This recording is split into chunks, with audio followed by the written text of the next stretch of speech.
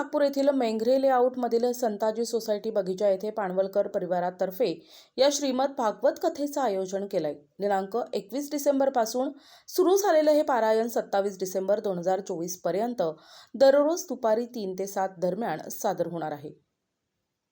भागवताचार्य परमपूज्य हरिभाऊ जोशी निटूरकर हैदराबाद यांच्या अमृतवाणीतून सादर होत असलेल्या या कथाश्रवणाचा भाविक भक्त आनंद घेत आहेत। विशेष म्हणजे भाऊ महाराज यांनी श्रीपाद श्री वल्लभ चरित्राचे मराठी अनुवादन केलेले असून श्री वल्लभांचे जन्मस्थान पिठापूर येथे सद्गुरू निवास नावानं भक्त निवास बांधण्याचा संकल्प आहे। या व्यतिरिक्त भारतीय परंपरा जपणारी वेद पाठशाळा, प्रवचन कक्ष, गोशाळा, अन्नछत्र इत्यादी उपक्रम सुद्धा साकारण्याचा त्यांचा मानस आहे। अवधूत चिंतन श्री गुरुदेव दत्त। नमस्कार। श्री भागवत ज्ञान यज्ञाचं आयोजन पानवलकर परिवार जरी करत असलं तरी हे फक्त आम्ही नीतिमात्र आम्ही एक गडी आहो याच्यातली, हे आमच्यातर्फे म्हणून नाही। हे सर्व भक्तांना या भागवत ज्ञान यज्ञाचा सोहळा आणि पूर्ण कथा ऐकण्याचं मिळावं या दृष्टीने हा आयोजन आहे। या आयोजनात आपल्या इथे मी म्हणजे आमच्या नागपूर सहभागाचे म्हणून या निमित्ताने एक आयोजक म्हणून परमपूज्य भागवताचार्य श्री निटूरकर महाराज जोशी हैदराबादहून आमच्यासाठी इथे आलात, याच्यासाठी मी त्यांचे मनपूर्वक आभार म्हणत नाही, पण म्हणजे नमस्कार की मला तुम्ही कृतकृत्य केलं। बाकी महाराजांच्या बद्दल मी काय करणार, पण तरी महाराजांची एक हे किंवा यांच्या दृष्टीने आम्हाला त्यांचा लाभ मिळतो आहे आणि याचा सगळ्यांनी लाभ घ्यावा। बाकी आता महाराजांच्या वाणीतच आपल्याला हे सांगतील। भागवत सप्ताहाच्या निमित्ताने मी हैदराबादहून इथे आलो। भागवतच का, तर आपल्या हिंदू संस्कृतीमध्ये श्रीमद भागवत आणि भगवद्गीता हे दोन ग्रंथ शिरोधारी आहेत। यात केवळ कथा नाही आहेत, यात मानवी जीवनाचं गाईड आहे। कसं जगावं आणि कसं मरावं हे सांगणारं शास्त्र भागवत आहे।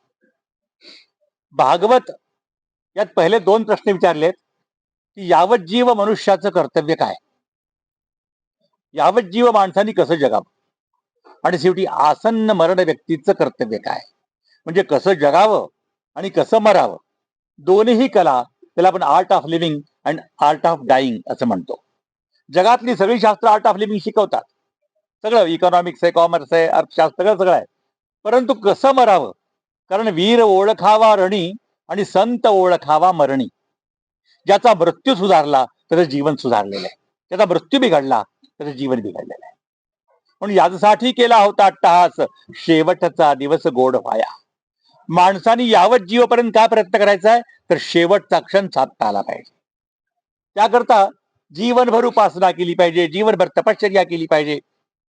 आणि भागवताच्या माध्यमातून आम्ही सांगतो, केवळ अध्यात्मच नव्हे तर भागवतामध्ये सगळे धर्म सांगितलेत, वैयक्तिक, कौटुंबिक, सामाजिक, राष्ट्रीय धर्म।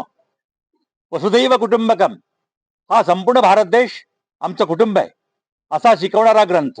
यामध्ये रंतीदेवाचं चरित्र सांगताना नेता कसा असावा, म्हणजे नेतृत्व कसं असावं, म्हणजे सर्वसंग परित्याग करून राजकोषातला एक पैसाही घरी न आणता आपली उदरनिर्वाह करण्याकरता मजुरी करायचे, सम्राट राजा असून।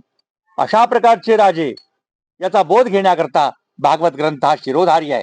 व्यासांनी सर्वोत्कृष्ट कलाकृती भागवत लिहिलीच।